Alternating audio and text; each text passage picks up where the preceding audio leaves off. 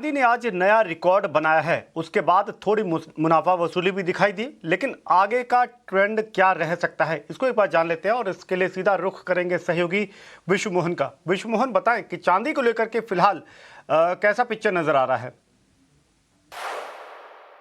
चांदी में आज मुनाफा वसूली दिख रही है, लेकिन इस मुनाफा वसूली से पहले चांदी ने आज फिर से नया रिकॉर्ड बनाया था। एमसीएक्स पर चांदी की बात करें तो 2,59,600 रुपए के ऊपर का नया हाई लगा। उसके बाद अब मुनाफा वसूली दिख रही है। 4,500 रुपए चांदी अब नीचे आ चुकी है अपने रिकॉर्ड हाई से। 2,54,000 रुपए के आसपास अब मौजूदा भाव है चांदी का। इस साल चांदी को देखें तो 180% से ज्यादा की तेजी पिछले एक साल में आई है।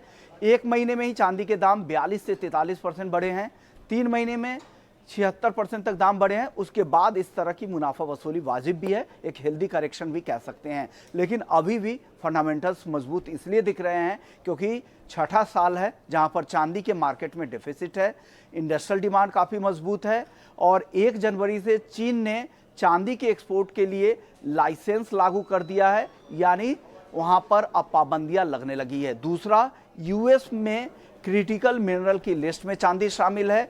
तो ये दो जो दुनिया की बड़ी इकॉनमी है, ये चांदी की होर्डिंग में लगी हुई है, स्टॉकिंग में लगी हुई है और उससे दुनिया के बाकी हिस्सों में चांदी की सप्लाई की कमी हो गई है। चांदी एक बाई प्रोडक्ट के तौर पे, डायरेक्ट माइनिंग कम होती है, बाई प्रोडक्ट के तौर पर इसको ज़्यादा इसका उत्पादन किया जाता है, जिसमें जहां पर कॉपर, जिंक, लेड जैसे मेटल्स निकाले जाते हैं, उसी के बाई प्रोडक्ट के तौर पर चांदी भी निकाला जाता है।